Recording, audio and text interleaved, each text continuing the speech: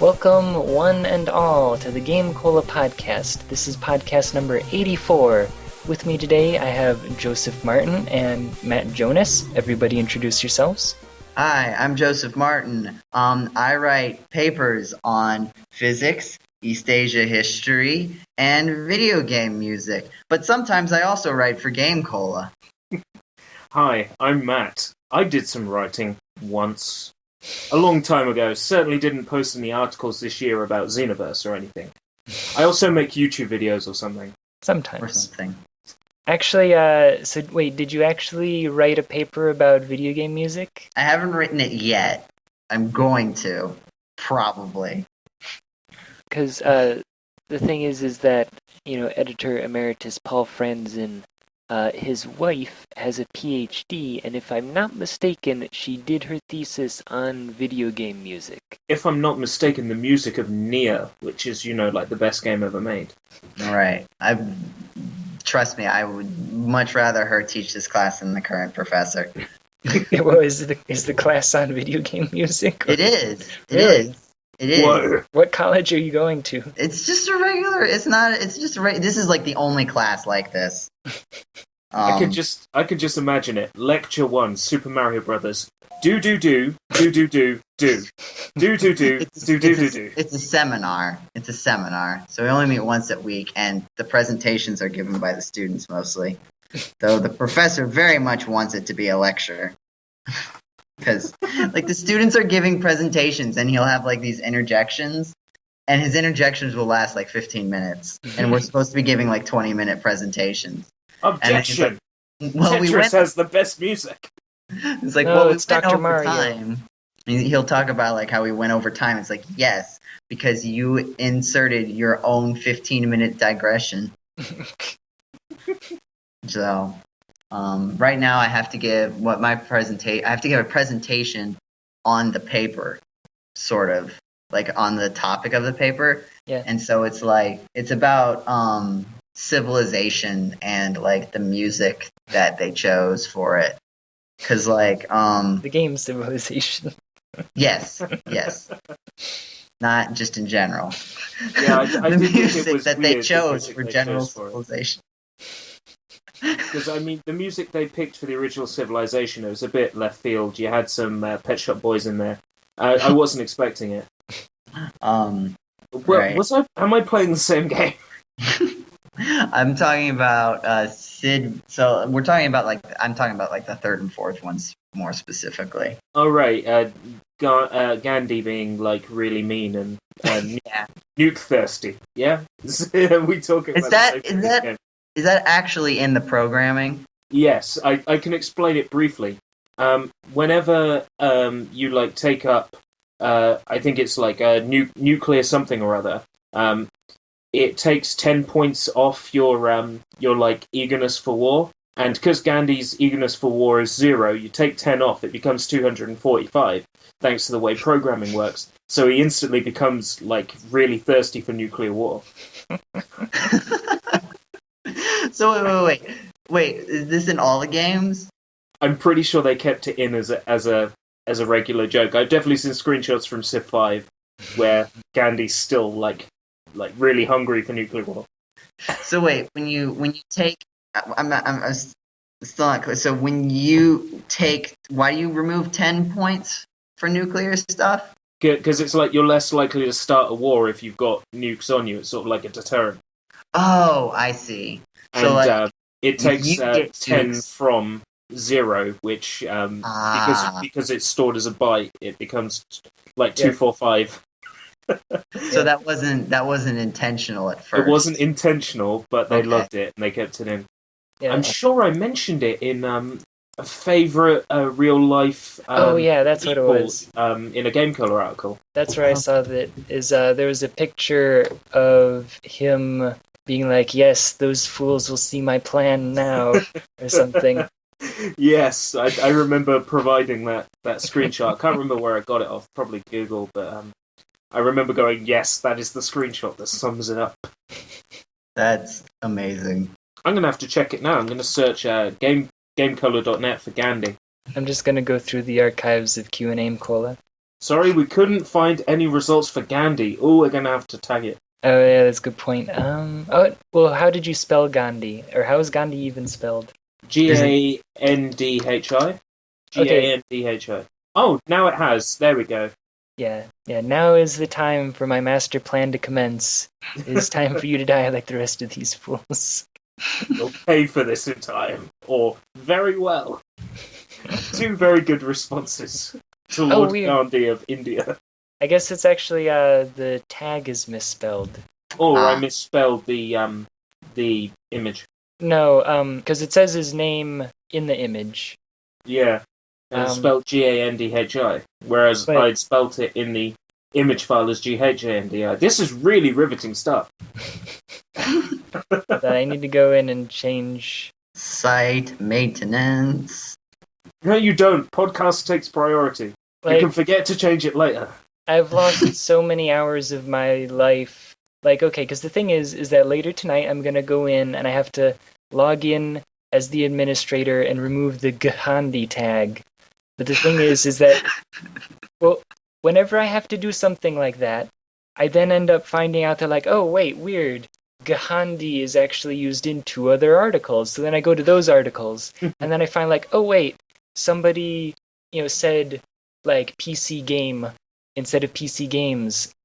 So then I have to go and I have to remove that tag. But of course, PC game is used in 28 articles, which I then have to individually go and remove it from. And then I have to delete it. And in each of those 28, there's one other thing. I just keep adding to my list. Sounds like fun. I've lost so many hours in my life. I'm sorry, Jeddy. It happens. Just whenever you're going to add a tag to an article, see if it exists first. I do, and I always check. I always double check the style guide on tagging stuff. Thank you. Because I know I'm gonna mess it up. Why am I being advertised hair transplant surgery on the side of GameCola? Wait, what? Where? It'll be advertising sort of attributed to you and your browsing. I thought you were being advertised as hair transplant surgery. I was like, The days of Christian Porter and I making up fake adverts to fight wars with each other are long gone. We used to do that on the side of GameCola back when the project when we had the Project Wonderful. the bid for we'd always take advantage of the free ads, and it would be he'd made a joke about me, why would you read the articles of this person who drowns puppies and all this stuff? And then I posted a picture of him from Facebook where he was dressed up as Mr. T, and I flashed the words, "I pity the fool." And when you click it, it goes to my articles. We did that for a while. We were back and forth fighting each other with adverts. Wow. Good times. We sadly no longer have the Project Wonderful ads. They were so much fun. If we're gonna go digging back into GameCola history, we could also remember the chat. Oh yeah. Oh wow. That thing never really took off, did it? We had fun. There was 3 or 4 people who went regularly, and that was it. And then I think that was before I was. Was that before I was on staff? I think it was actually. Because I think it was right after. Because it was right after YouTube changed its format significantly, the last really big one where channel comments just disappeared. Because there were a couple channel comment pages that I basically treated like forums, and then those all disappeared. Those basically disappeared because they were just locked behind so many things, and it was just a pain to get to them. And so I think GameCola you plugged in that chat shortly after that, and so that's sort of where I went for a while. And then I'm pretty sure, I don't think it lasted more than a few months, did it? I don't remember. The chat was around for a while. Maybe it was longer than I thought. It might have been used significantly for a couple months, but I think you left it up there for a while. Because it wasn't really hurting anything.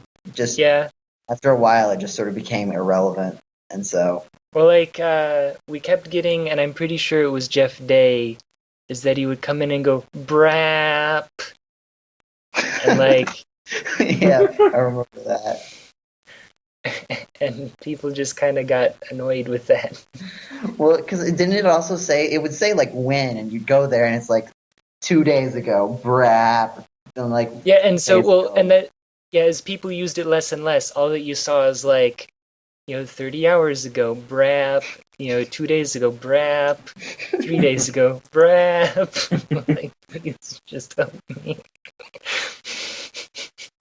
But, yes, the GameCola. And there used to be, once upon a time, a forum. A GameCola forum? Oh, Yeah, this was on the old site. I think I posted in that twice. I used to, I tried to post regularly to sort of, try to build up activity and be like, maybe if I post, other people come and post.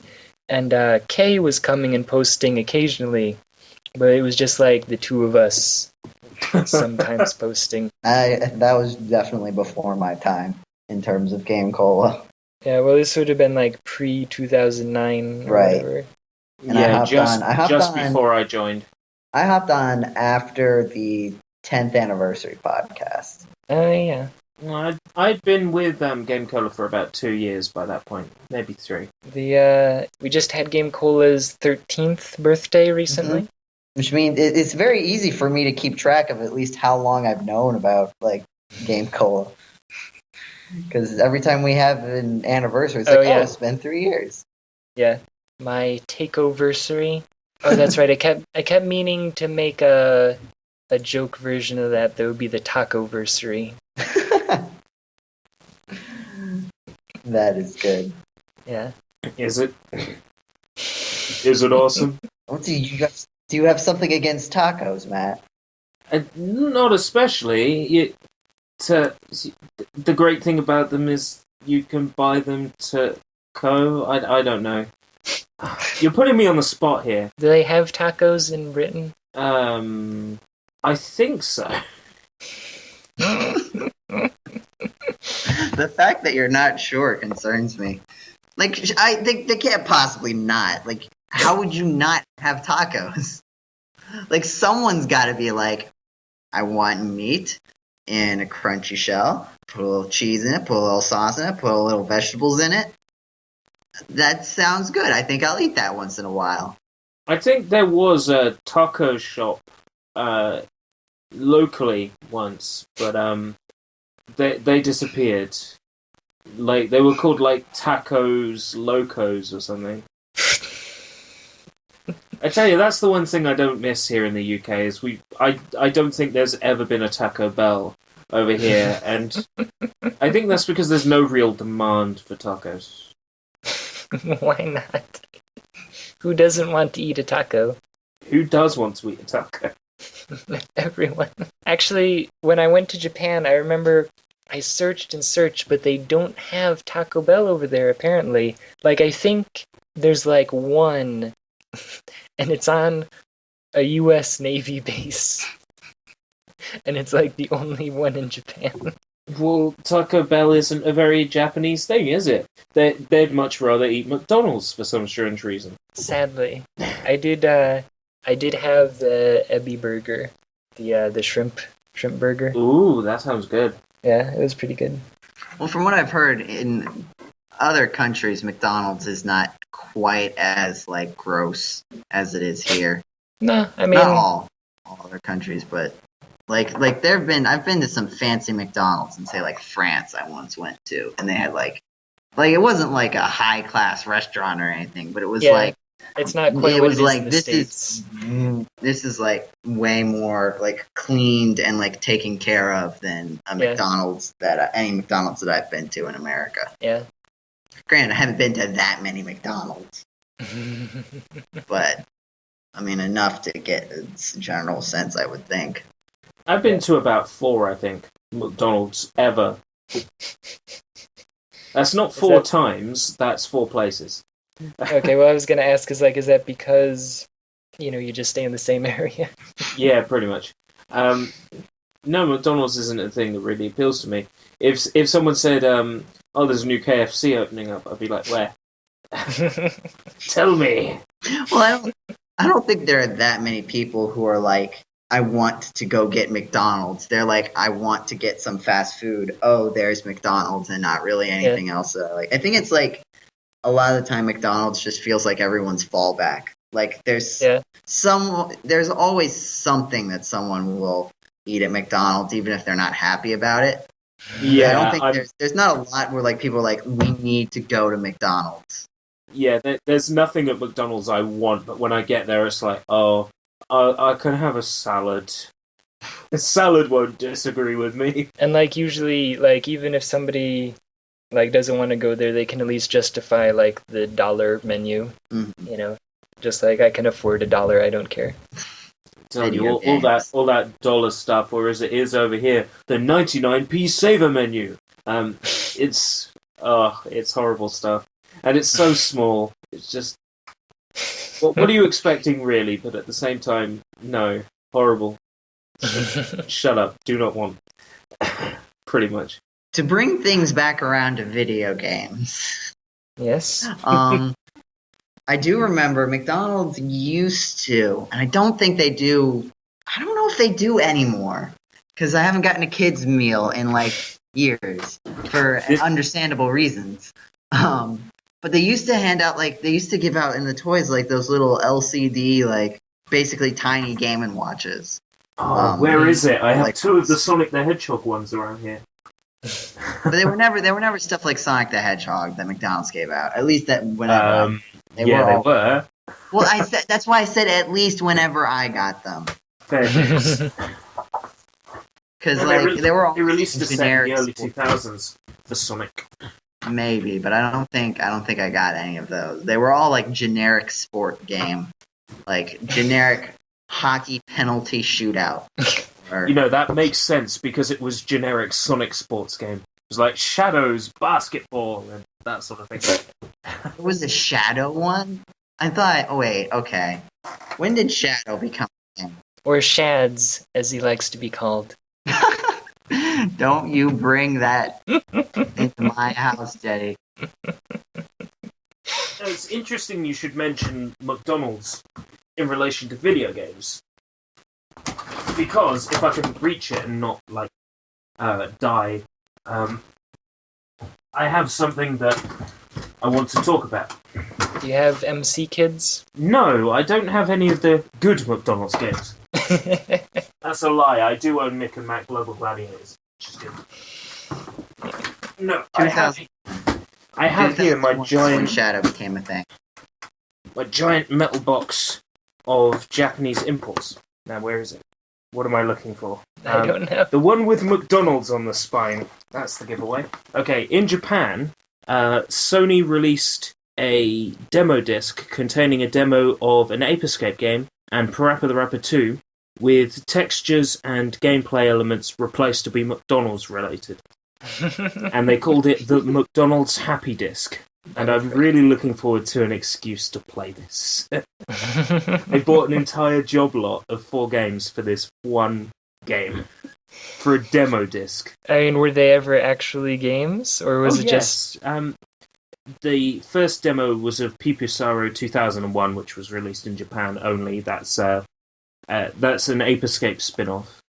And then demo... Did the McDonald's games ever actually become full games? No, these were just stages from these particular games, but with McDonald's elements. So weird. For example, textures in the background being McDonald's related. Yeah. It also had a video on the disc, which I haven't checked out yet, where they had mascots, like people dressed up as the Ape Escape Monkey and as Parappa, dancing around Japan promoting McDonald's food. Japan's weird. I love them for it, though. Oh man. Okay. Wait. Were you gonna talk about things, or am I free to? No, I just wanted to raise that up because it's such a cool little thing. Japan loves McDonald's. Yeah, like Donald McDonald, Donaldo-san. But there was like a whole meme based off the Japanese Ronald McDonald, where he fell off a bench and his yell was like "Roar!" and then and then they used it as an instrument in covers of famous tunes. Yes, no, I definitely know, Knight of Ronald and all that. Yes. Sorry, Knight of Donald. Run, woo! Yes, thank you. Exactly. Yeah, like he's talking about how his foot is like about 4 burgers in length, and and he's doing the like posing in front of the mirror, and he's like korega, korega, korega. Yeah. Like yeah, I've definitely I'm familiar with the McDonald's remixes, but wait, his name is Donald McDonald. yeah, he's Donaldo-san. Yeah, Donald McDonald in Japan. And there were quite a lot of... again, Japan seems to have this weird love of McDonald's. There was a bunch of Japan-only McDonald games, like Donaldland on the NES. Well, it would have been Famicom. Yeah, hold on. Okay, here's the thing, is that I stumbled across something of beauty like a few days ago. Because, okay. Matt, did you ever own Mario Paint? I think I don't own that one. I have a mouse, but I don't have Mario Paint. What did you discover in Mario Paint? Okay, well, it's not so much a discovery per se, but I remember, like, we got Mario Paint for Christmas, and, like, we were very excited. We definitely got, like, a huge amount of use out of this game. Okay, I'm just looking forward to whether or not it's going to be what I think you're going to talk about. Carry on. Well, okay, the thing is that we would always make stupid movies because they have the little animation thing. Mm-hmm. But you only get 9 frames at most. And like the 9 frames are tiny, or you can have like 4 very large frames or whatever. And like that always disappointed me. I was like, man, I wish I could make something, grander than just these 9 frames. And apparently I found this on YouTube, is somebody in Japan recorded their little videos one at a time onto VHS and made a full, like, 5-minute little movie. Oh, wow. Yeah, like, it is a thing of beauty. Totally. Like, using the music to have the dog bark and, like, the phone ring. Oh, like, wow. I mean, I guess I'll let you guys watch this, and I can tell you what's going on if you have questions. Like, I'm curious if you'll ever form a partnership with me with some games on my channel that are quite full of Japanese. Because I don't know the first thing about reading it. I know what save and load are. I've played enough games to know that. Yeah, Seibu and Lodo. I have no idea what's happening. Okay, well, basically, what happens at the beginning is that he works at a ramen shop, and he gets an look order. At the dog. That's amazing. He gets an order from India, and so he just starts heading out to go to India. He goes through Shinjuku. He goes. Hold on, I'm watching it like as this goes. And then he's in Okinawa. Place with the Sony. Yeah, that's Shinjuku. Then with the people dancing on the beach is Okinawa. Okay. And then he goes through the ocean. I haven't gotten there yet. Oh, there it is. With the whale. Wow. So he's going to the ocean. Then he goes. Somehow he's in America, New York. There's Superman flying around. he took the long way. He took the ocean. How do you take the ocean from Japan to New York? That's a good point. But now he's in the African savannah.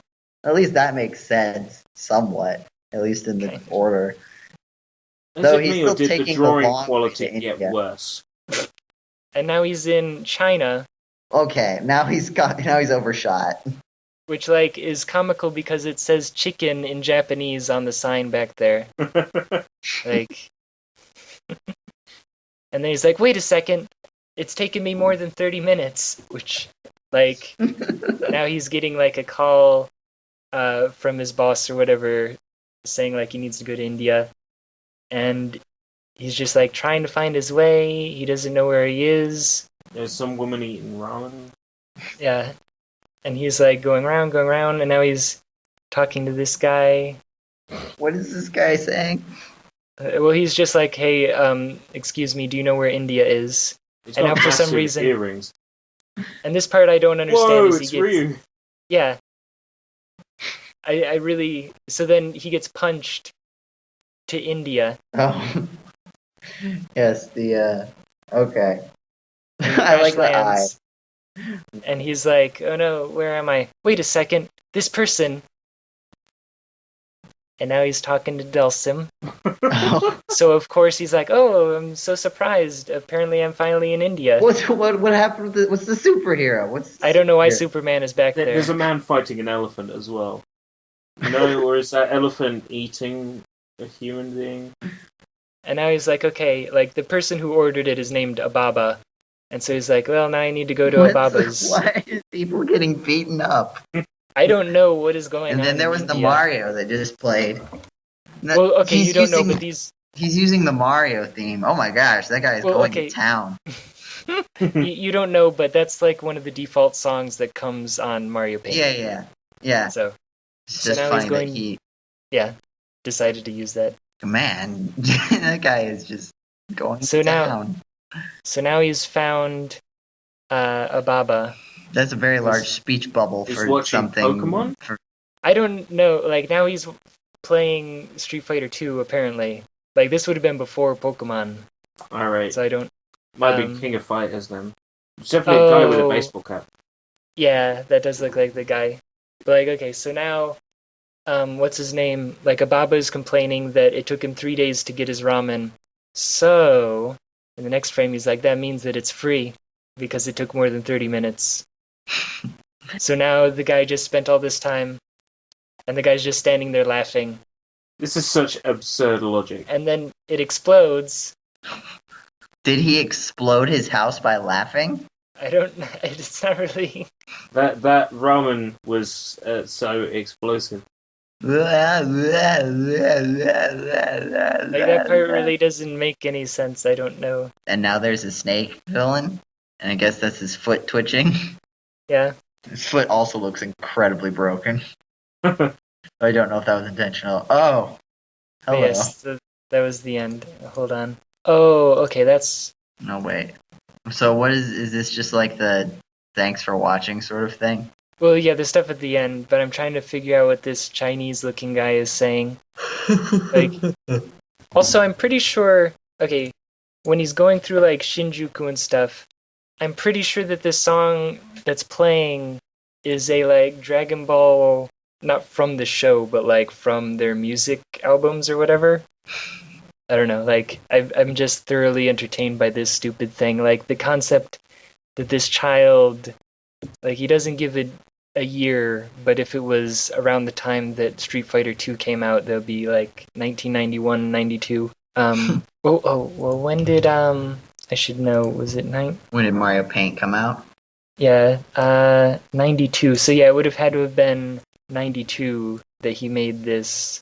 And, I don't know, it's just, like, I wish I had that idea to record it onto VHS and make movies, because I totally would have, and I would have loved to go back and watch movies that I made, now. Does Mario Paint, like, the SNES one, does it save your stuff? Yeah, but you have, like, a limited amount of things that you can save. Like, I'm pretty sure, like, if you save a movie, that's your movie. And then if you want to make a new one, you have to erase the one that you had. Right. I think there might be like 3 slots or something for save stuff, but wow. And to think back in the day, that would have been mind blowing, right? Yeah. And it took forever to load. Yeah, no computer is gonna need more than 16 KB of RAM, said Bill Gates once in a book. I've heard that. But so yes, basically, I don't know. I guess. Seeing the potential that Mario Paint had and realizing that I didn't maximize it just disappoints me in the end. I would have loved to have had that idea. Talking about like the saving space thing, like you're talking about, no, nothing's gonna need, more than this amount of RAM and this amount of memory. And like right now I'm holding like an SD card that's 64 gigabytes. Yeah. And it has a plastic covering around it because the actual SD card is too small to fit in the computer. Oh, is it like a micro SD? It's a micro SD, and so it has a big piece of plastic with some connectors on it, so that it will actually fit in my computer. Like, it's not this big because it needs the space. It's just this big so that it'll fit in the slot. Yeah. It's like an actual SD card this big could be like, I don't even know. Like, Yeah. I don't even know. Like, is it a terabyte? I don't know. What? It's come to the I point don't where even- you can actually swallow your entire life story by accident because they're so small. You could just you could swallow valuable, important information. It's great. It's a great idea for spies. It's like, I guess. I'll just eat this now, and I'll cough it back up later when I need it. Hopefully. Hopefully, I don't digest it. There's definitely 128 gigabyte micro SDs because I've seen those. Yeah. I've seen I'm looking at this, like a regular, I think it's a regular sized one. And it's 512 gigabytes. It's also like Wow. $500. It's really expensive. And you've got 128, 256 for about $100. That's a lot. It looks like 512 gigabytes is the current record for at least commercially sold stuff for SD cards. Which that's like half a terabyte. It's a lot. It is quite a bit. It's chunky. Actually, I recently sent to Paul Franzen, he's building his circa 1994 PC so that he can play old adventure games. That is such a good idea. But the thing is that his hard drive wasn't working, but I happen to have some hard drives, so I mailed them to him. So now he's getting that underway. Right, because a lot of the times those old adventure games, their timing stuff was based on processor speed. Yeah. And so, according to the game now, 500 years pass in the span of 2 seconds. I definitely and it's interesting is that there was a game, it's just so weird is that we had all of these games and I'm trying to think where we even got them. Now that I think about it, it's bugging me because I was talking to my brother about a game that he used to play all the time, which apparently was called Street Rod. And it was this it was a late 80s PC game about hot rod racing in the 50s. And you could modify your car, you could lower the hood or the roof, make it shorter and remove the bumpers, and then you had to tune the engine and you could replace the parts and stuff. And you would go drag race on the street and get pulled over by the cops. It was a pretty cool game. But the thing is I know of 3 or 4 different sources of games that we had because we didn't really buy a lot of games. So I don't know where this collection of games came from, but there was Street Rod, there was some Bard's Tale, some other game that was similar to Bard's Tale, where it's one of those first-person perspective RPGs. There was Wasteland, just a bunch of old DOS games. Oh, that's right. I was actually going somewhere with this. Okay, there was a game called Speed. I think it was Speedball or something. And when we would load it up, you would instantly lose the game because it went so fast on our 1991 computer that it was impossible to play. You just instantly lost. I was like, well, Speedball is as soon as you turned on the game, well, okay, it was actually almost impossible to play because it would start up and it would show you the menu, but as soon as you would tap the up or down key, it would scroll all the way to the max or the min of the menu options. So I was trying to get to play and it wouldn't get there, but once you would actually start the game, as soon as you would start, it would instantly... I thought I recognized the name. I used to have Brutal Deluxe on the Mega Drive. Is that similar? It's the sequel, Speedball 2 Brutal Deluxe. Okay. The what you're describing with the game running way too fast, it's sort of like the original PC release of Resident Evil. Really? When I tried to play that on a Windows 98 computer, it just ran super, super fast. This was like a Pentium, and it was just running like crazy. super fast. What you have to do is actually slow down your computer somehow to be able to run play a bunch it. of games in the background. So there was like freeware programs designed just for running Resident Evil that would slow your computer down to a certain amount so you could play it. Nowadays, trying to get that original version to run on Windows 7 is like pretty much impossible. Like the thing is that I mean, back then you would have to, quit Windows and quit to DOS. Like if you remember, quit to DOS. So like you would have to, like you wouldn't be able to run anything else while running Speedball. I mean, I guess now you can probably just run it in DOSBox. Yeah, Right. in DOSBox with a lot of those old games that were machine-independent speed, you have to run your cycles all the way down to about 200 to be able to play them.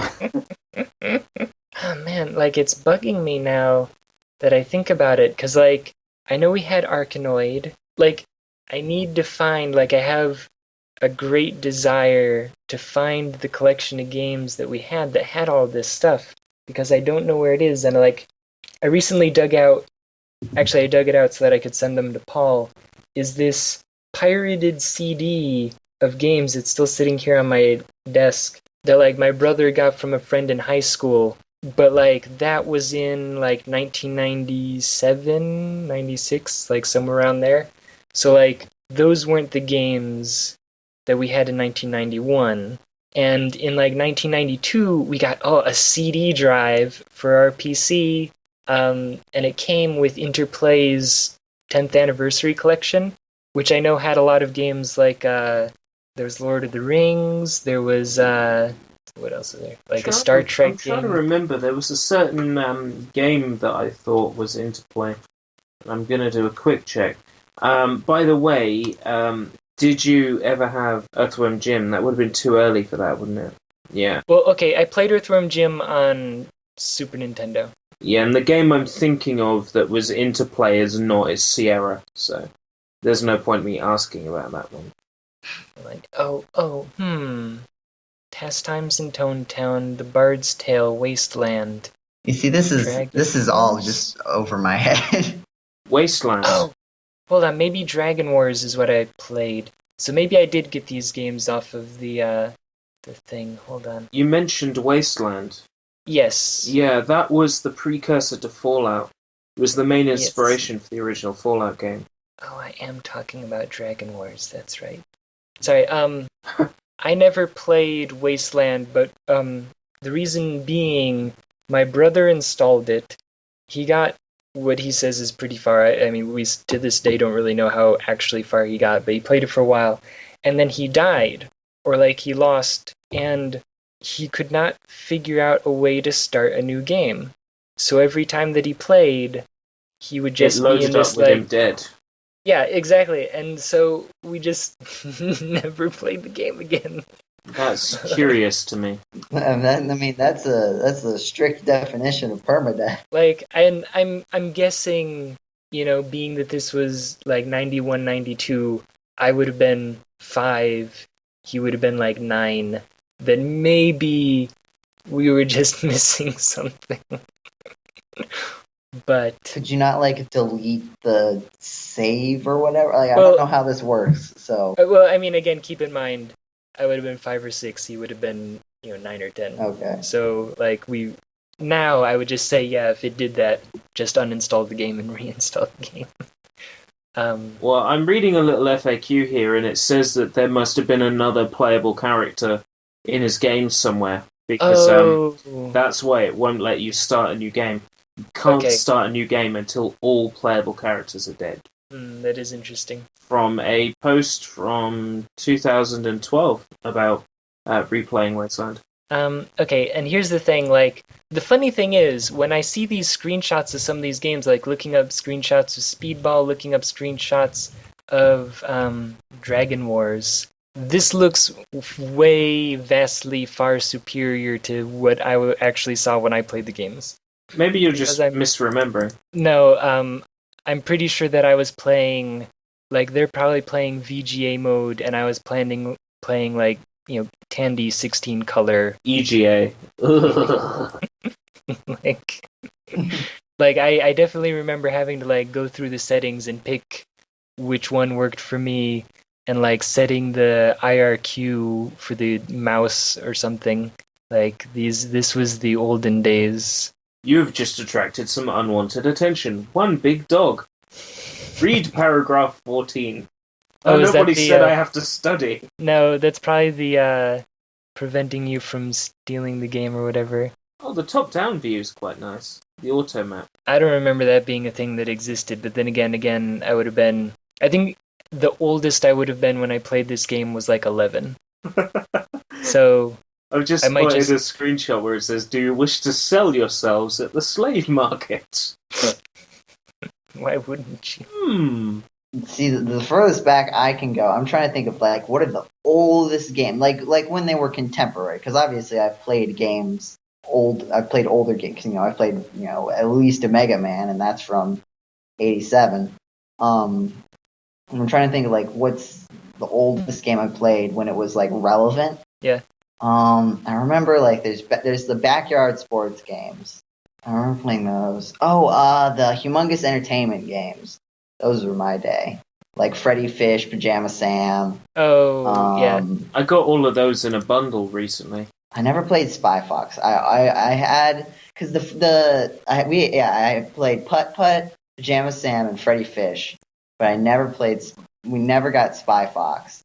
But like you had the demos of them in them. Like you could play like the first like part of the game.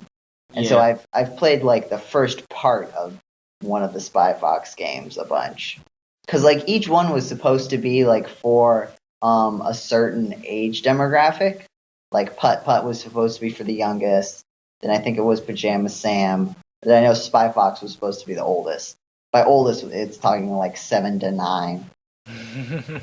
Yeah. Like Putt Putt is like I think I have the complete collection here because I'm looking at Spy Fox 1 to 3, then 2 sort of spin-offs. Then I'm looking at Freddy Fish 1 to 5 and 2 spin-offs. Then I'm looking at Pajama Sam 1 to 4 and 2 spin-offs, and Putt Putt 1 to 7. Wow, and 3 spin-offs. 1 to 7. 1 to 7.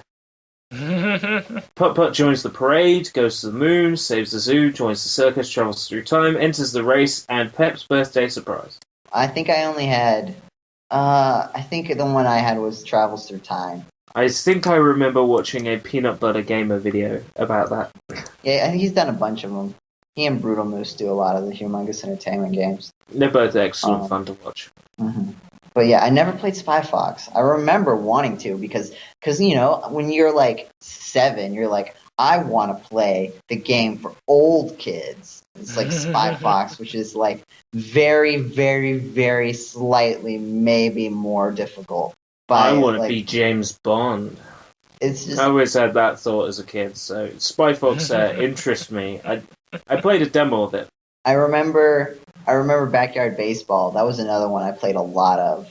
Backyards. I have the Backyard Football Game Boy game, which is not nearly as much fun. I never understood these taking famous PC games and putting them on Game Boy thing. Never really worked. The Commander Keen one was dreadful. Yeah, because Duke Nukem one was dreadful. The Jazz Jackrabbit for Game Boy Advance was just look awful most of the time too.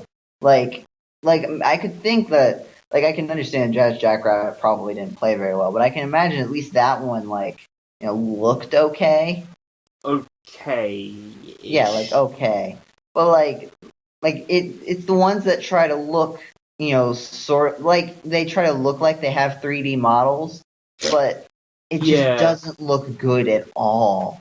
Now you see, if they had ported, say, the original first 2 Duke Nukem games to Game Boy Color as is, I probably would have loved them. But they built the gameplay from the ground up, did fairly disgusting looking sprite work, had cutscenes. Oh, it was dreadful. I don't think there's been a single good portable Duke Nukem game. I'm going to go out on a limb and say that. I just always remember the Game Boy Mortal Kombat game. Oh my gosh. Oh my word, how bad does that look? I sent you a link. I've seen a Reptile was it? I've seen a short video on it, and it was like, you may be wondering how they got all of the tricky combos to work out with just 2 buttons and a D-pad? The answer is they didn't. Yeah. I remember, like, I didn't own it, but a friend of mine, actually I might own it now that I think about it. Like, I think I ended up with it that, like, a friend of mine bought it and they let me borrow it, and then they, like, moved or something. So I think I might actually still have it. And I remember being... Quick, we must run. Like, I just remember being like, well, I don't really like Mortal Kombat that much, but I'll give it a shot. And then it was literally impossible to play. I'm looking at it, and there's 2 major thoughts. Number 1, the character profile images look disgusting. Mm-hmm. Number 2, how can you tell the difference between Sub-Zero and Scorpion when they're different color ninjas and the Game Boy is only black and white? I don't think you can. That's... Matt, I don't think quality was on the forefront of their minds. I think now, and this is reaching just a bit, maybe, but I think it's possible that they were just like people like Mortal Kombat. If we put it on the Game Boy game, some people will probably buy it because they like Mortal Kombat. So let's just that is such sound and solid logic that there's no way it can possibly be true. It's just so weird. I did have... Okay, so I got... I don't even know how old I was. But a long time ago, like before I like really got into video games, this guy who was like... He was like the son of a friend of my parents or something like that. He was going to college, and he gave me his Game Boy. Like his old... Like, I mean, now it is. I don't know. I feel like it was kind of already old at the time, too. Because I'm not that old myself. Yeah, and it must have been like I think it was just about before the Game Boy Advance came out. But, so he gave it to me, and it only had 2 games with it. It had Tetris, which was a lot of fun, because, it's Tetris. But it also had this weird basketball game, and I don't know how I even knew this at the time, but, like, it was one of those games where B was select, and I don't know why, but, like, even as a young child, which I could not have possibly been exposed to that many video games at that point, B as, like, select and A as go back was just, like, that didn't work in my brain. I don't know why, because I couldn't have had the conditioning yet. Well, I remember having trouble with that when they swapped it around for, like, PlayStation Forward. I remember being really upset with Final Fantasy VII because, I had been trained for years that, like, A is, accept or select or whatever, and that B is cancel and go back and, like, all that. And then they swapped it, and it's been that way eternally since in every game. I'm just like, why? Because, like, I can get in, like, sometimes with Super Nintendo, like, with platformers, I can get it. Because, like, the way it's set up, going from having your thumb, the bottom of your thumb rest on B, while the top of your thumb rests on Y, and using B to jump and Y to, like, attack or whatever B does. That makes sense, because otherwise you gotta do that A thing, A and B, and your thumb has to kind of, like, tilt down and do it, or something. Or, like, you have to kind of hold your thumb weird, which wasn't ever really a problem, but, like, I can see how, like, that isn't optimal. You raised that you didn't like circle as accept and X as cancel. You do realize the significance of the buttons, right? I mean, I understand conceptually, but having it ground into me from, like, my youngest days that, like, the bottom button, now I'm even more confused. Exactly, because if you look at them, right, circle as in okay, and cross as in cancel. But they no. Yeah. But they did it the other way. But that's the thing. X is like no, and circle is like yes. Yeah, but isn't B the one on the bottom? I'm talking about the PlayStation. Yeah, but okay, didn't Final Fantasy VII, the bottom button was accept, and the button on the right... The bottom button was cancel. the button on the right was accept. Okay, cause see, and that's how it's done on the Super Nintendo. But I could have sworn it was in the PlayStation era that they started having the bottom button be accept and the button on the right be cancel, and that I see. Yes, I agree with you on that. Yeah, because that threw me for a loop. Let me see. But who's gonna actually? Is anyone gonna actually list the instructions? Are they gonna actually tell me what the buttons do? Or am I gonna have to go dig out my physical games and tell you what the buttons say in the manual?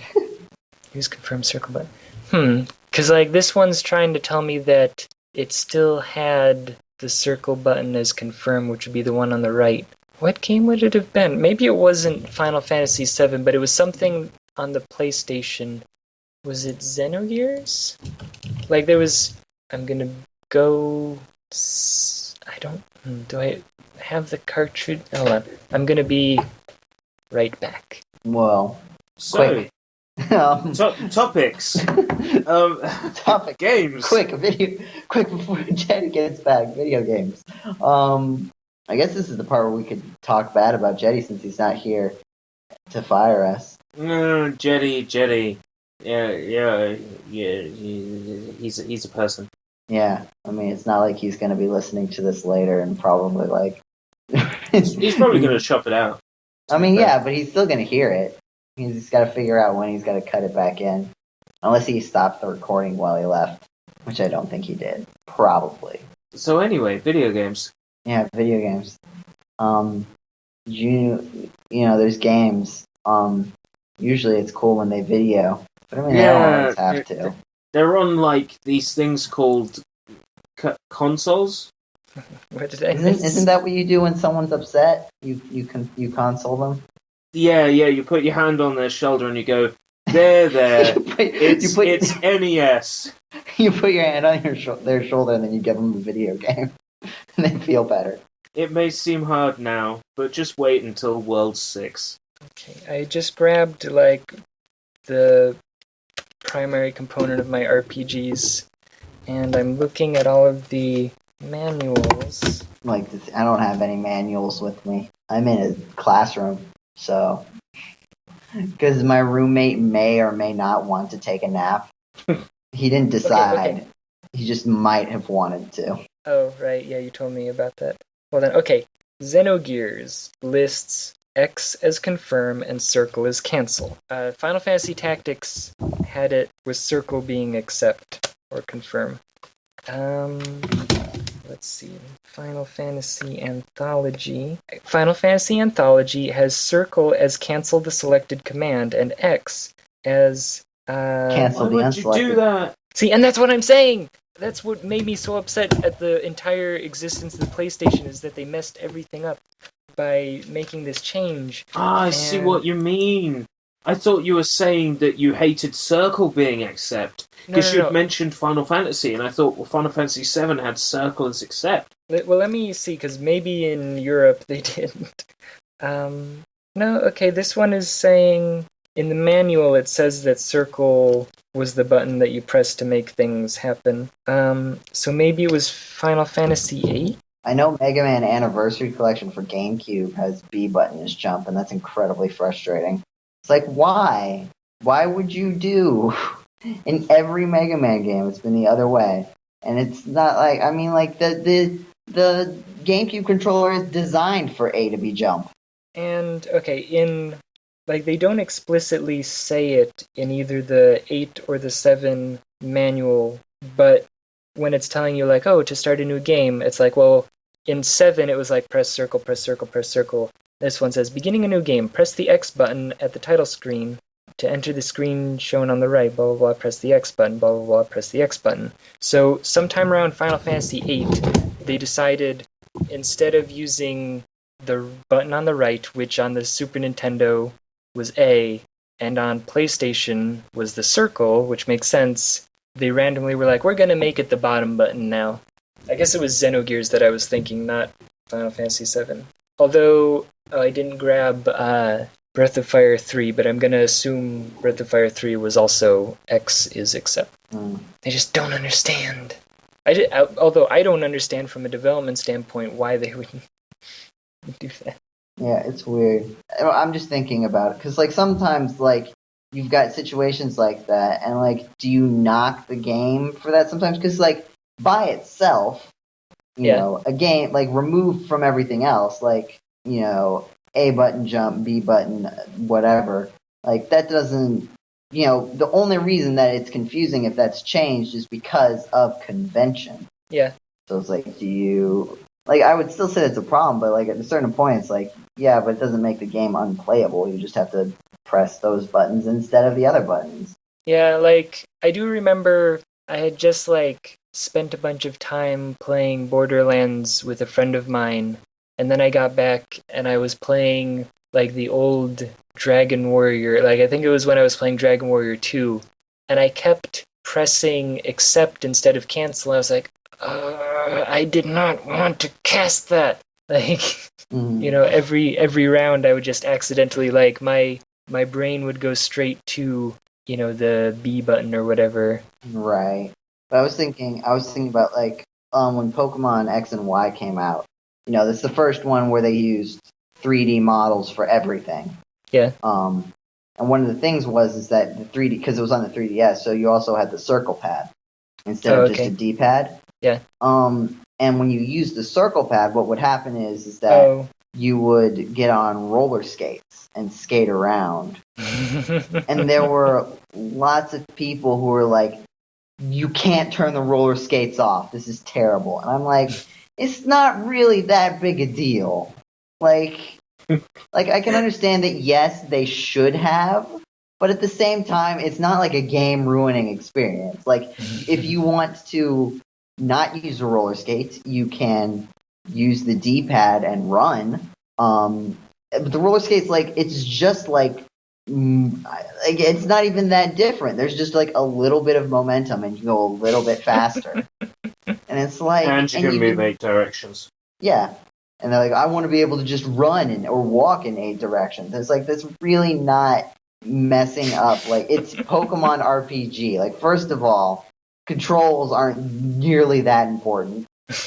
Like, you're not gonna be in any situation where you need to have mastery of the controls of Pokemon. So it's like I can understand being frustrated, but some people were like legit mad about it. I'm just like, come on, man. Like, I've had to play games where, like, on the computer, where, like, S is jump and L is shoot, and, spacebar is pause.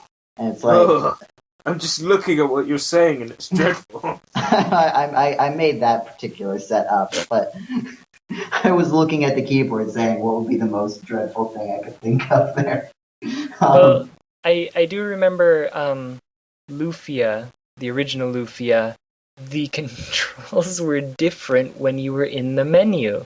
Like, in order to talk to somebody, you used A to do it and B to get out of it. And so, like, you would talk to someone and then you would say bye in order to go into the, like, shop menu. And then suddenly you had to use, like, B to choose something that you wanted to buy and Y in order to get out of the menu. It's like, who? Because then I'm sitting here and I'm like, well, I want to cancel it. Whoops, I just bought something. Like, there's nothing here that I want to buy. Oops, glad that I, like, hit the cancel button because now I bought it. Thank you. And it's kind of like, that sounds kind of like in RPGs, like, sometimes you'll go up a staircase, but, like, there's the implication that it's a spiral staircase, so, like, you come back up, like, basically the same door that you came out of. So, like, you're holding up, and you go in, and then you just walk back into the same thing you were just in because the door is in the same place. Yeah. And you're like, I get what you're saying, but this is frustrating me for these 2 seconds. Yeah, especially if it's one that, like, forces a load. Mm-hmm. Like, instead of just, like, being on the same map or whatever, it's like, this is an entirely different map. We have to load this for, a second. You know what I've never really seen, now that I think about it? What's that? Like, how, like, some buildings, like, you've got, like, the staircase, but, like, the staircase is sort of, like, separate. Like, you go upstairs, and then you go into a door once you get to the floor that you want. Yeah. I don't see that in a lot of games.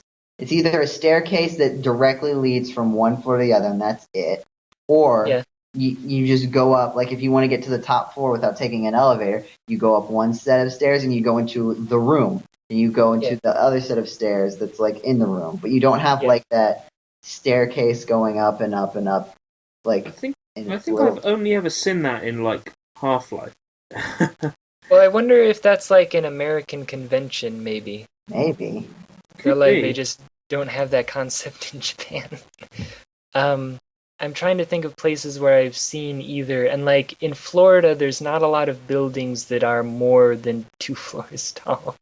Like, it's just not a thing that really happens around here. Like hotels. But yeah, well, but I think the thing is that normally the places where you would see that, at least here in Florida, is it would be an emergency exit, or it would be like a utility, like it would be the thing that you would only go to if the elevator wasn't working. Right.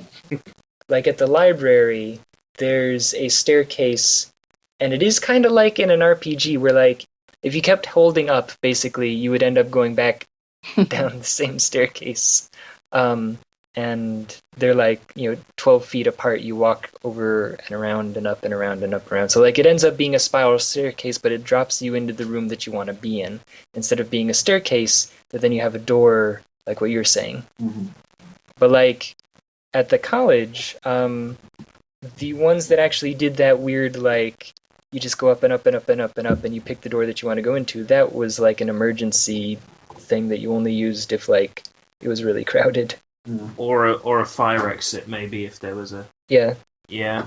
Is there a game where you've ever had to use the fire exit, but, like, normally?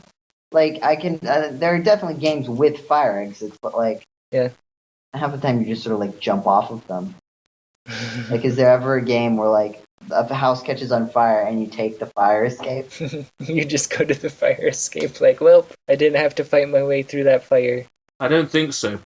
The 2 games I can think of where a fire happens in a house, both of them you leave out the front door, and that's Silent Hill Origins and Grand Theft Auto San Andreas. There's Final Fantasy VI, where you actually have to go into the house to save a child, and you beat up the fire as you're in there. Oh, wow.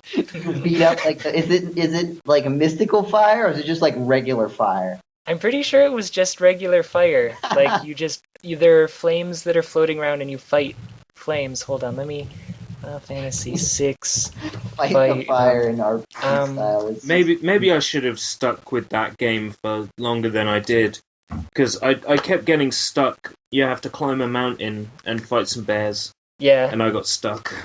Do you fight anything, like, magical in this game? Like, all I've heard is, like, regular fire and bears. No, there was magical stuff. It's just the magical stuff was sort of blocked off by the Empire or whoever it was, Kefka, because it was all about, like, Industrial Revolution and all that sort of thing. So they weren't like magic bears? Drago. I'm not sure if they were magic bears. They were definitely bears. No, the ones on the mountain aren't magical. I can tell you that much. So does that mean that there are bears later on that are magical? Hold on, okay. I'm gonna send you guys some pictures, is that apparently there were a few that were like, okay, here you can see. I have to actually get back to my computer if you're gonna send links. Oh. But like, this is the map where you can see the fires walking around.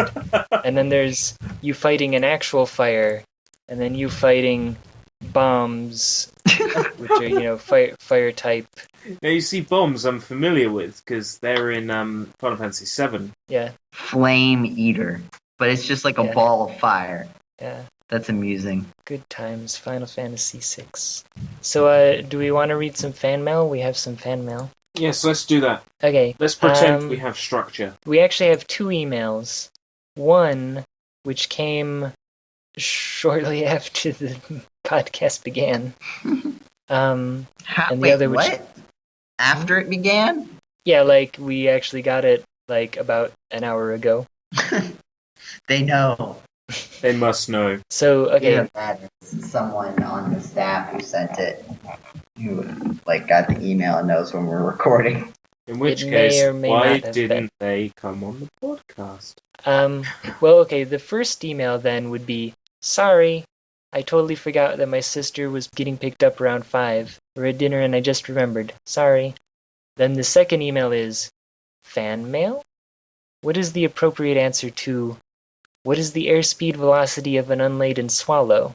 Which, of course, you ask, is it African or European? What? I thought it was I don't understand. We just like walked into the Twilight Zone. No, we've walked into the Monty Python zone. Yeah. Is But that apparently the that email? I like that zone. It was the best part of any Sonic game I've ever played. The Monty Python zone. And it says, question courtesy of my dad. My question, favorite Cooking Mama game? The one where she cooks. My favorite Cooking Mama game is the one where she actually... it came with a toy baby that you But put the that's- Wiimote in. To cook? You don't cook the toy baby. It was a Are spin-off of Cooking Mama. Is it still considered a Cooking Mama game, though? Technically, it's considered a Mama game, I think. I haven't played any of those. I missed the opportunity to get one of the babysitting Mama games and the controller.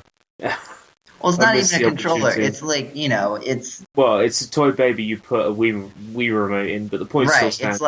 It's like a Wii wheel where it's just like a piece of plastic that you put over the Wiimote, except instead of a piece of plastic you put over the Wiimote, it's a baby.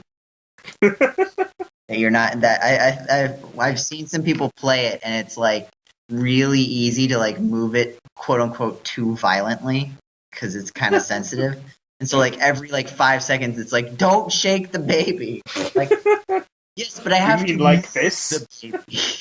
We cannot just leave the baby still ever because it was really sensitive apparently. That's amazing. I think it's also funny because I think there are some mini games in the babysitting mama game where your actions with the Wii remote don't actually represent the baby, like it represents like a bottle. So it's like you've got the baby and you're like tilting it like a bottle to feed. I don't know if this is true. I'm not entirely sure. But I mean, I think you would probably take the Wiimote out of the baby at that point. But you don't have to. That's such a great out of context quote. If this were a live radio show and somebody tuned in, you have to take the Wiimote out of the baby at that point. You have to tilt the baby. All right. What's our other email question? Okay. Our second email. This is an email. Man, it's been a while since I wrote a fan email. Then again, it's only been a little over 3 months as the time the podcast will be posted since I infiltrated GameCola HQ, so... Nathaniel did a nice job upgrading the security system since then, by the way. But that's wasting time. On to conversation topics. So how about that weather? Weather systems in video games, and what great/interesting ones have you come across? There's you if you're talking about weather in video games, you have to talk about Metal Gear Solid 2. In its opening, the specifically the tanker chapter, there's all this rain coming down, and back in the day of the PS2, you're looking at this and you're thinking, wow, this looks amazing. And the rain is even pattering on Solid Snake's outfit. Amazing. And how did they get the rain to patter on his outfit? They made it part of his animation. So the rain doesn't actually match up at all. But it looks so spot on. I like to see like the rain animated Solid Snake like model, but without like the rain effect. Yeah, like just on a bright sunny day. It just, sometimes it errors out and gets stuck. He's just constantly sopping wet in the like in terms of like changing weather. I know that some of the Pokemon games, there are certain areas which can experience certain weather. I think it's a little bit. I think it varies to game. Sometimes it's random, sometimes it's not. Some places are just in like permanent rain, and you're kind of like, okay, I don't think that works like that, but okay. In Black and White, and I think Black 2 and White too, but I haven't played those. They had like seasons, And so, like, the weather, the sort of surroundings would change by the seasons. You wouldn't necessarily get weather like that, but you'd get, like, there'd be snow in winter. But they did it based on, like, the actual clock of the game. But instead of, like, you having, like, in something like Animal Crossing, where you'd have to wait, like, until the winter for it to be winter, what they did is that each month was given a season, and it just changed each month. So, like, January is spring, February is summer, March is fall. That sounds like April the is climate winter. here in Britain. And then it's May is spring, June is summer, July is fall, August is winter, September is spring, October is summer, November is fall, and December is winter. So it matches up sometimes. What is it? It's November and December match up. June matches up. May kind of matches up. May can be seen as late spring. So, the saying, a broken clock is correct twice a day. I liked in Final Fantasy XI, the online one, it had, like, day and night, and it had weather. And so, like, every hour was a full day. So, like, the sun would rise and set over the course of an hour. And depending on, like, where you were, there would be rain, or there would be, like, windstorms, or there would be different types of weather, which would affect, like, crafting. So, like, if you were crafting a water-based item, then you would get a bonus if you were crafting in the rain. That's just, like, way too involved. Like, it did get a little silly. Like, and, okay, you don't even know, like, the 10th of it, because there was multiple moons, each of which were associated. They both had a positive and a negative. So, like, if you were trying to craft a water thing under the fire moon, then you'd have to wait, like, 16 hours or whatever for the water moon to come out. What else was there? Oh, if it was raining, then there was a chance on that map for a water elemental to appear, which you could fight, and it would, drop cool things or whatever. And, if it was, if you were in the desert, there was some sort of weather for the desert that would, like, get a fire elemental, that kind of thing. Mm. So there were cool things associated where, like, the weather actually had sort of a purpose in game. That sounds awfully complicated, but on the other hand, it's so incredibly clever. It's the kind of thing Square would do. Yeah. There was one more that I wanted to discuss, and I'm going to send the link to it. And I've mentioned this before in a review on GameCola. This is the snow level in Ape Escape 3, has the most gorgeous looking snow ever. And it doesn't really stop falling, but it's absolutely beautiful. I think I spend the first part of this video I linked you to just standing there gushing at how beautiful the snow is. Okay, He is not dressed appropriately. Oh, now it's getting confusing because you're talking. Mute the video. I've got the video muted. Sorry. Yeah, he is not dressed appropriately. He's wearing is he wearing sandals? Okay, no, they're sneakers. I don't think, yeah. That is some pretty good snow, though. It's so pretty. This was right at the end of the PS2's lifespan, and it really shows, I think, visually. How there's different layers of snow and they're all falling at different speeds, and you're just moving through it. And, like, you can tell that they're flat planes with, like, the snow animation on them, but just you're moving through it and it feels like you're in that snow. Oh, it's so beautiful. Like, I actually didn't really, like, notice it until you pointed it out that, like, it's flat planes. Yeah, with just different snow animations on them at different speeds. Yeah. And it just creates the illusion that you're in full, thick, falling snow. Yeah. It's so pretty. What was your first non-PC gaming console / handheld, and your first game for it? Well, I already talked about the Game Boy. Though my mom did have a Palm Pilot before that. Does that count? I played Breakout on it a bunch, so, I mean, maybe. The first one that was mine was the original brick Game Boy. The first one that I like got because I wanted it, like asked for, was the Game Boy Advance SP. I mean, we also had a computer, but I mean, Yeah, well, they said non-PC, so. Well, my brother had consoles, but I think the first ever console or handheld I actually owned would have been the Game Boy, the original Game Boy.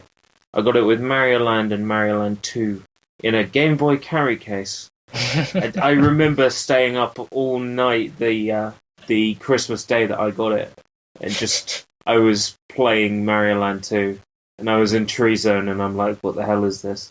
So, getting stuck in the sap. Yeah, getting stuck in the sap. That is exactly the level I remember.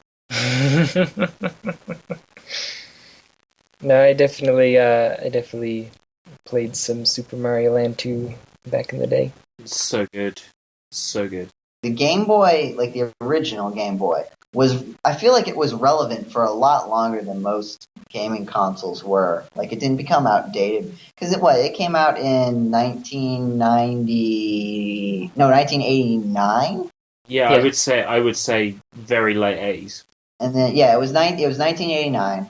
And then the next, like, because there was, like, the Game Boy Color, but, like, even after the Game Boy Color, the Game Boy wasn't really outdated. Yeah, like you could play Game Boy Color games for the most part on the Game Boy, and you could play Game Boy games on the Game Boy Color. So unless the cartridge was see-through. I never actually owned any of those, but like I heard about it. The see-through cards. Yeah. Because you know, like at the end of the NES, you can see like things were starting to become unsuccessful on the NES because the SNES had come out. That didn't really happen with the Game Boy and the Game Boy Color, as far as I'm aware. So then you're talking the next big thing that happened was the Game Boy Advance, and that's 2001. So that's 11. Yeah, 12. 12 years that it was relevant. As a system. Whereas most systems, like what? It's like 5, I think. Well, it was 11 years that the Game Boy stayed relevant, and it was 11 minutes that the Bandai Wonder Swan remained relevant. Yeah. It also was like at the peak of its competition. Like, that helps too. Well, because even thinking about, and that's the weird thing is like Pokemon. I mean, I guess when did Pokemon come out in Japan? 95 or something like that? Yeah, I think so. Yeah, I'd want to say 95 or 96. Yeah, definitely no later than that. I think it was 96 according to Wikipedia. 96 it came out in Japan? Yeah, 98 in America. That's what it was. Okay, yeah. Yeah, they were already delaying Pokemon Gold and Silver by the time Red and Blue came out over here. But to think about that, like a critically popular game came out that late in a system's life. I mean, I guess like that's not like I guess later games usually are the better ones. But you compare that to like 91 to like 95 for Super Nintendo games, and then you go straight into the Nintendo 64. Like, when did Chrono Trigger come out? 95. Which, like, then the Nintendo 64 was released in 96. Yeah. Yeah, and, like, thinking about, that was, like, the end of, games for the Super Nintendo was, like, 95, 96 is where they were, like, wrapping up games that were still in development. Whereas Game Boy was still just going along, came out before Super Nintendo, still going strong multiple years after, Nintendo 64. It is amazing in some ways how that stayed relevant. Yeah. Because you did get Nintendo franchises that were introduced on Super Nintendo and Nintendo 64 getting Game Boy entries, but for the most part, the Game Boy was still pretty much supported by its own things, like Pokemon appeared on the Game Boy first, and there was Hamtaro, which was Game Boy. It wasn't like Nintendo were just putting out the latest other franchise for another console on there. Right, and then because with the Game Boy Advance, what you started getting lots of SNES ports. Like I guess the Game Boy Advance's hardware sort of lined up pretty well with SNES stuff. The abilities were similar. I think everything except like the sound cards, like the way they did sound was pretty much compatible. So you've got like a lot of Super Nintendo remakes or ports. Like you've got all of the Mario All-Stars games on Game Boy as separate cartridges. So you've got, All-Stars Mario 1. Like, the first Game Boy Advance game that I had was Super Mario Brothers 3, but it was the All-Stars version. And then Yoshi's Island was on there. Yoshi's Island was quite an interesting one because they pretty much ported the game exactly, added in a bunch of levels which included beta elements that were left in the SNES game but weren't used into the bonus stages in the Game Boy Advance version. And the only thing that didn't match up, the sound engine, was so out of place. I think I remember you telling me this, Jeddy. The reason why they used the different Yoshi sound clips is because the ones that they had on the Super Nintendo didn't work on the Game Boy Advance. No, Joe, were you the one who said that? I think that was me, because I know a lot about... I looked into a lot about the differences between the two versions of Yoshi's Island. Another tiny, subtle difference that I know of is that the way red coins are handled is a little bit differently. Because, like, in the SNES version, you've got the red coins and the sprite animations for them. If you, like, stand still and, like, look at the coins, you can see that they're slightly different. They spin a little bit differently than the regular coins do. Yeah, very little bit. So you can, like, see that in the Game Boy version, the Game Boy Advance version, they're identical. You can't tell until you get them. Oh, that sucks. Because I remember looking at them to, like, help me find them. Right. I always preferred and it's probably because that's the one I played, but I always preferred it the way the Game Boy one did it, because then you, like, actually had to actively look for them instead of just, like, standing around and seeing. Like, you actually had to check them. And you had the magnifying glass if you wanted to see where they were. True, but you had to keep earning magnifying glasses by playing the same Bandit minigames over and over and over again. So you could, if you did well in the first world, you basically could get all the items that you wanted. What were we talking about before this?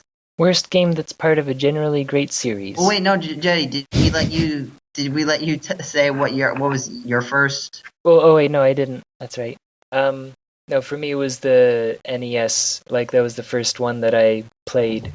Like I guess I don't really consider consoles to be mine because I, like, shared everything with my brother. So, like, it's hard to say which one was mine. The first one that I bought was the Game Boy Color, like, with my own money. I saved up my allowance or whatever, and I bought Game Boy Color. But before that, like, the first console that I played was the Nintendo with the power pad and the zapper. I definitely played the NES before I had played Game Boy, but the first system I'd ever owned was Game Boy. I mean, I remember playing TMNT back in the day, and TMNT 2, the arcade game, and Marble Madness. And if you're familiar with it, the Quattro Adventure cartridge for NES, which is absolutely dreadful. It's a port of 4 classic Codemasters PC games to the NES. No, I never... Including the unbeatable Treasure Island Dizzy. I'm pretty sure it was unbeatable. I couldn't beat it. Never played that. Now's the time to start. It's absolutely dreadful. Give it a try. I don't know, I regularly look, and this is the sad thing, like, there's always a part of me that wants to have, like, a fresh experience of a classic game. You know, like, I want to play a Nintendo game that's good, that I've never played before. But, you know, the sad truth that I have to accept is that there's a limited number of them, and I've played most of them. You know what I mean? Like, there's a quantity that's static unless somebody starts producing new Nintendo games, you know, of games that exist, and I've played the vast majority of, like, at least of the good ones of games for the Nintendo, and the same thing, like, with Super Nintendos, you just start to run out after a certain point. And that's why I'm, like, putting off ever playing, like, Dragon Warrior 3, is because I know that one day I'm going to really want to play a, you know, Nintendo RPG, like classically styled, slow, boring, poorly translated, turn-based RPG that I haven't played before, which is the key thing, because I have literally played the original Dragon Warrior probably 100 times. Like, I wouldn't doubt if I was closing in on that, because I would just sit and I would play it, and I would beat it in, 2 or 3 days when I'm like 6, and then I would turn around and say, well, let's play that again. Like, I don't know why, but over the years I've accumulated quite a number of plays of that one. And the same thing with Dragon Warrior 4, that I played that one a lot. And so, I don't know, finding a fresh, old school RPG. Do you want a fresh, old school experience, full stop? I bet you've never played Thriller's Safari for the NES. This is when you correct me and you say you have. I haven't. Thriller's Safari? Oh my god, I hope you like, what's their name? LJN games. And then, Thriller... You really gonna subject Jeddy to that? LJN? Well, you see, the thing is, LJN were a publisher more than they were a developer. You've got to remember they put out Maximum Carnage, which is a really good Spider-Man game. So, it's not always cut and dry. All I know them from is, like, Jaws. Yeah, Jaws was bad. It was kind of fun, though. I think I have, like, 3 copies of Jaws because a friend of my brother, his dad owned, like, a 1001 Movies or whatever. And so when they stopped having NES games, he just gave them all to his son, and his son was like, oh, here, everybody have games. And he had this, like, box of games, and my brother's just like, okay, I'll just take this whole box. And we came home with, like, 3 copies of Jaws, like, 5 copies of Tetris. And you don't have any of those now? Oh, no, I still have them. They're sitting in my, like, drawer in the other room. Nice. Most of my loose games at the moment are original Game Boy cartridges or PSP UMDs. They're all Japanese. Yeah, original Game Boy and even Game Boy Advance cartridges.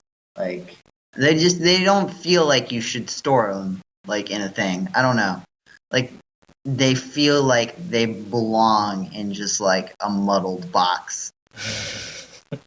Yeah, there's something fun about them. Cause anything else, if you go further down time into the future, you've got DS cartridges, and they're small enough that you feel, and they've got their connectors kind of exposed, and so you feel a little uncomfortable just leaving them sprawled out in a container. You go much further back before original Game Boy cartridges. You're talking about console cartridges, and those are big enough that you can't really you need to put them in an organized fashion so that they will all fit. But Yeah. Game Boy cartridges are small enough that it doesn't really matter in terms of saving space if you organize them or not, because you're not going to have that many Game Boy cartridges. So you can just kind of leave them. I just have a bucket in my room that's old Game Boy Advance cartridges. It's halfway full. I also have the old handhelds in it as well. Sorry, I finally found Thrilla's Safari. And I remember the box, but I don't think I have the game. But I remember seeing the box existing. It's a skateboarding platformer where you play as an ape. It just looks like the second level of Battletoads. Imagine the second level of Battletoads for a whole game. Yeah, I was just gonna say. Okay, worst game that's part of a generally great series. How about that? That's a really difficult one. Yeah, it is a difficult question. This wouldn't be my answer, but I'm guessing the type of vein you're talking about is something like Mega Man 8. Sounds about right. But even Mega Man, I have my problems with Mega Man 8, and I have a lot of problems with Mega Man 8. But at the end of the day, a lot of the things that are wrong with Mega Man 8, that I think are wrong with Mega Man 8 are a symptom of it being part of the Mega Man series. And on its own, really there are really only a couple bad things.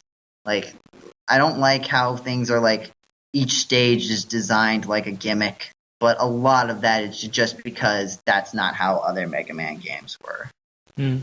And so I have to concede that a bit to it. But I'm guessing that's the kind of vein that they're talking about, is like a game that it's not like a weird spin-off or something. It's like part of the series, but it's just significantly lesser quality. I'm trying to think.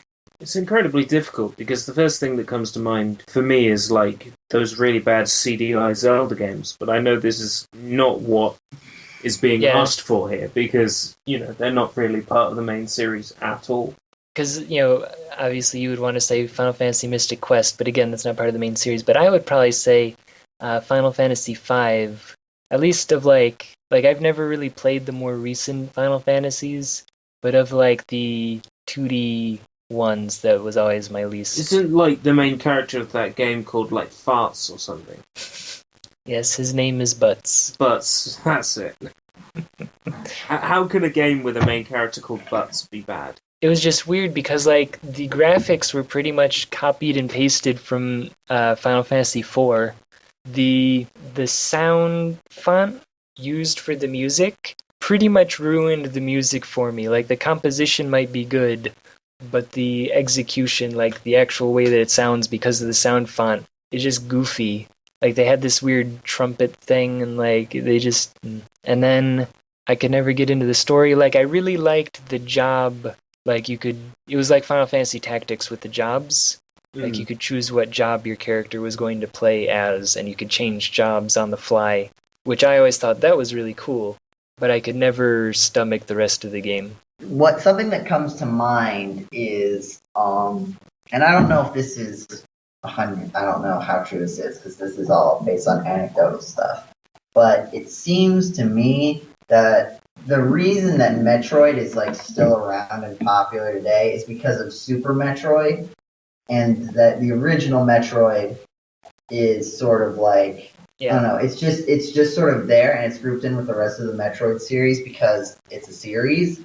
But I don't hear a lot of praise for the original Metroid. There are certain people who like it, but like most people don't like how non-linear it was, and it really was just you run around and hope that you find something, like without having a walkthrough. It's just a lot of running everything around. Looks the same. Yeah. Like there's no you could be in like 3 different hallways, and as far as you're concerned, they're the exact same hallway as before. And it's from a time where it's like more expected. Like it's one of those games that's just the current gaming scene, or whatever you want to call it. Like it just doesn't mesh well with that, because it's a game that you're supposed to sort of just continually throw yourself at until you sort of get the idea. But that's just not how it is now. Like you need to be able to make progress, and you're not really expected to make your own map nowadays. Or like I think, didn't the manual even come with a map? I don't remember for Metroid.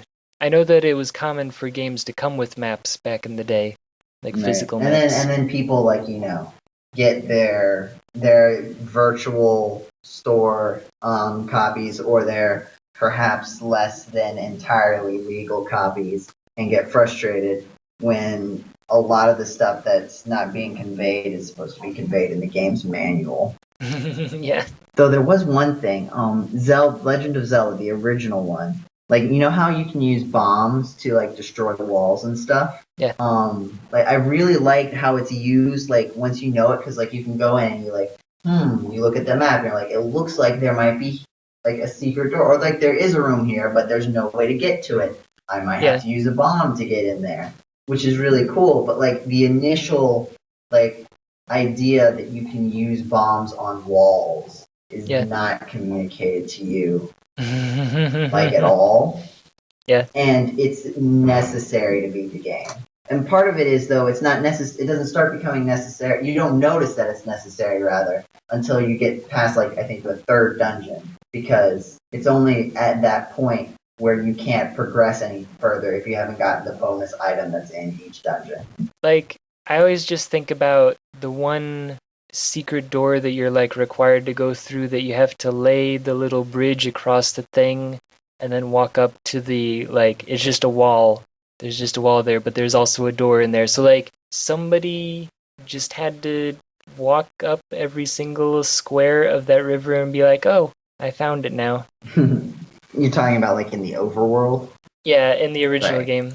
Right, because like in the dungeons, like, it's always in the middle of the wall. Yeah. And so you don't have to, if you think there's a passage, you can test it really easily without wasting, all 16 of your bombs. I remember it being very specific though outside in the Yeah, overworld. outside. If you were like uh, a couple of pixels away from the rock you're trying to blow open, then it didn't count. I really tried getting into the first Zelda and had a really, really hard time. I like it well. I honestly can't think of any. Maybe I'd say at a stretch, Soul Calibur 4 was pretty terrible in a series I otherwise think is pretty good. Just on account of its single-player modes were mince. You had to unlock all the classic characters. You could unlock them straight at the start, but you had to unlock them, which was annoying. And the Star Wars characters didn't fit in-universe at all. It was genuinely disappointing. There weren't any bad Sonic games? No, I don't know what you're talking about. I don't know, I guess I can't really think of, like I can think of plenty of bad games, but, like, bad games in a series that was otherwise good is a tough one. Well, actually, what you're saying would imply that Sonic was a series that was otherwise good, and that's also up for debate. And that's coming from, like, a very big Sonic fan. Yeah, Mega Man 8's really, and I don't hate Mega Man 8 that much, but it's the only thing I can really think of. I'm guessing that there are some Mega Man X games that would fall into this category, like some of the later ones. Because I think there was one of them that was a 3D platformer that wasn't very good. X7 or X8. But I think, like, the story is that it was supposed to end after X4, but they just sort of kept going. Like, the designers had, like, planned to end it at X4. That doesn't surprise me, because X5, which was the first Mega Man X game that I owned, the story in it felt very confusing and weird, and, like, put together on the spot. I need to get through the rest. I think I can get, this summer, I'll get X2 on, I think I can get it on Virtual Console. So I'll do that, because I really need to get through, because I played the first Mega Man X game, and I really liked it. I'd probably put it at number 3 in my top Mega Man games, which is pretty, out of 10 that I've played. Or no. My top Mega Man games list is really weird, because right at the top is, like, Mega Man Powered Up. I haven't played Powered Up. I played it's so adorable. I played all of the main classic series except 9. I'm saving 9 for a rainy day. I've played the first Game Boy one, which I didn't like that much. I played partway through Mega Man Battle Network 2, only the second one, because that's just, I had a friend who gave me his copy of 2 and 3, but he didn't have the original. And, like, some weird saving glitch happened, and, like, I don't think the game will progress, so I gave up, because, like there was some sort of event where you were supposed to, it was one of those things where you're supposed to quote-unquote wait, but, like, the game doesn't actually keep track of time, so you're supposed to do something non-specific. But, like, I did it, and then, like, I died, and Battle Network is, like, you can save whenever, but there's no, like, auto-save. Like, you always go back to the last place you saved. And I guess something of the way it saved, like, just would not let me progress. Like, that waiting for time event just wouldn't happen. So I don't really count that in terms of ranking. First of all, it's a completely different type of game. Also, I haven't really played it a bunch. But, yeah, so, and then the one Mega Man X. So, I don't remember if I had a point to that. We've got 2-ish questions left. Alright. Let's do it. So, question number 4. I've been really enjoying the GC.net YouTube channel's recent regular uploading schedule. Just want to commend Nathaniel, ? On that. Nathaniel does the scheduling, but, whoever records the videos and submits them is the one to thank for that. Right, it's not like the reason there hasn't been a regular schedule is because Nathaniel, doesn't know how to calendar. Sleep on the job. Yeah. It's based on video content, which when are we doing that? We need to do the next episodes to the Sims Family Game Night. Oh, well, yes, that too. Well, there has been a lot of like activity as of late, which is cool. So good job, everybody, all the staff who are submitting videos. Clap, clap, clap, clap, clap, clap, clap, clap, clap, clap, clap. So was that a question? I guess not. There was a question mark in it. There was a question mark after Nathaniel. So if we treat it as a question, Well, we answered Yes, it it's was. not. Yeah. It was and it wasn't Nathaniel. So number 5. How has your day been so far? Busy. Do you remember Wow. when I opened up the podcast and I was like, I write this and this and this, and then sometimes yeah. for GameCola? Yeah, it's what's happening right about now. I've got papers due. School year's coming to an end. So, fun times. I went to work and dealt with passive-aggressive warmongers, and then I came home and I thought I'll get to sleep, and then Alex messaged me and said, "Hey, we're casting our pods. Do you want to join?" So I started a podcast, and it's 1 a.m. now. Oh yeah, that's a good point. Like I realized, at like 5 it's like 10 for you, but then I don't realize that so much when it's like 8 and it's like 3 hours later. Well, it's what you get for having your Skype open. If you just hide your Skype and then no one can peer pressure you into podcasting. True.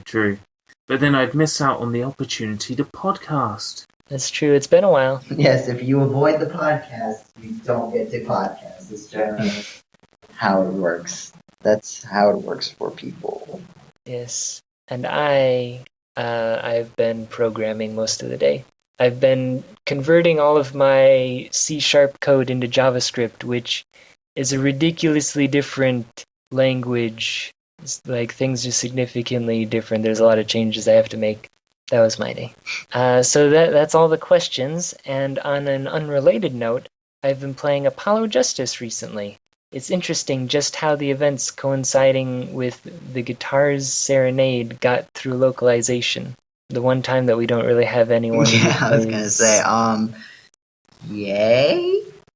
I've recently been playing lots of Japanese games because that's all I play anymore. Do I play video games? I'm not sure. I feel like this comes into question a lot. I've been thinking a lot actually about Ragnarok Online recently.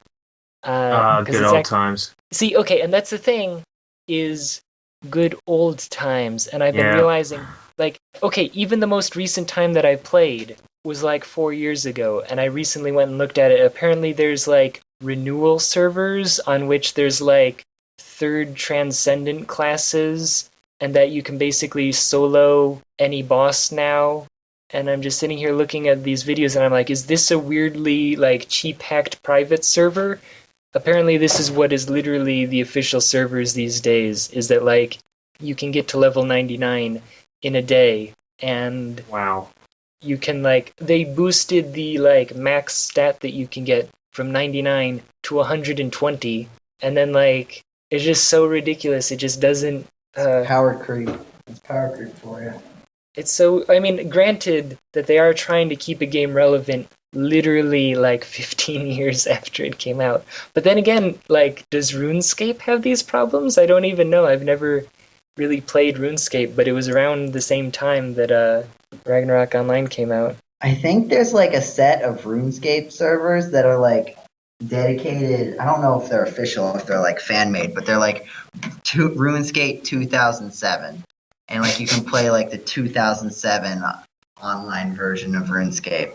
See, and I would definitely I'm almost willing to say that I would pay money to play a Ragnarok Online beta server.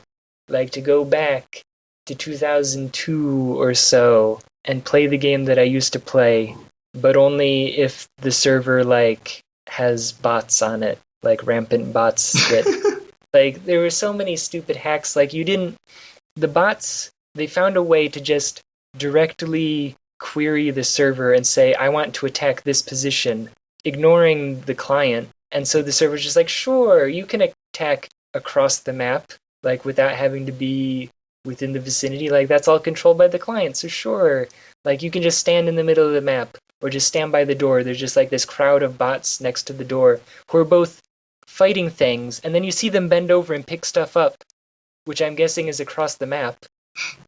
Did you ever see anything getting beat up by nothing? Yeah, like I would just be walking around and then like there's nobody on the screen, but like fire bolts come out of nowhere and kill like a thing that's next to me. There were a few maps. There was one where like it had smokies, which are little like raccoon things, and they dropped the kitty band, which is like a rare hat. Everything was about hats. Yeah, I remember the hats. And so there would just be like this crowd of bots at the door that were just killing smokies, and what a game, Ragnarok. And that's the thing is like I can, like I was saying about sometimes I want to go back and I want to play an NES game. And I can do that with some NES games, you know, I can go back and I can play the exact same game, but I can never go back and play Ragnarok again. It's not the game that it was. But that is all for the emails. So is this all for the podcast? I think so. I think we're petering out a little bit.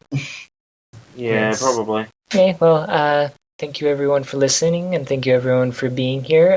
This was the GameCola Podcast number 84. If you enjoyed what you heard, you can go to our actual internet website, gamecola.net. If you didn't watch this on YouTube, you can go check out our YouTube channel, see our other videos. We are gc.net, the letter G, the letter C, the word dot, the word net. Go search that on YouTube and watch some of our cool Let's Plays and stuff. We are also on Twitter. You can follow us on Twitter to get all the latest updates. Same thing with Facebook. You can search for GameCola on Facebook. And we also have cool discussion topics where you can talk with us about whatever the topic that I made up for that day was. We're also at GameCola on Twitter. Just Yes. We're not like at gc.net or something like that. Yes. We were quick enough on the draw to pick up that username. And then Tumblr. We're kind of on Tumblr. Like, I honestly haven't updated in a long time. You still follow. Maybe one day. Did you do the iTunes one yet? I haven't said iTunes. If you're listening on iTunes and you liked it, rate us highly. If you're listening on iTunes and you didn't like this podcast, there's no iTunes podcast. What are you talking about? You don't. There's not April even a star. Fools. There's not even a star rating on iTunes anymore. They got rid of it like they did on YouTube, you know? They used to have the stars and they don't. Yeah, iTunes is the same way. Don't worry about it. You can either like it or just not do anything. Those are your definite only options. So yes, thank you once again for listening to GameCola Podcast number 84. Goodbye, everybody. Bye. Bye-bye.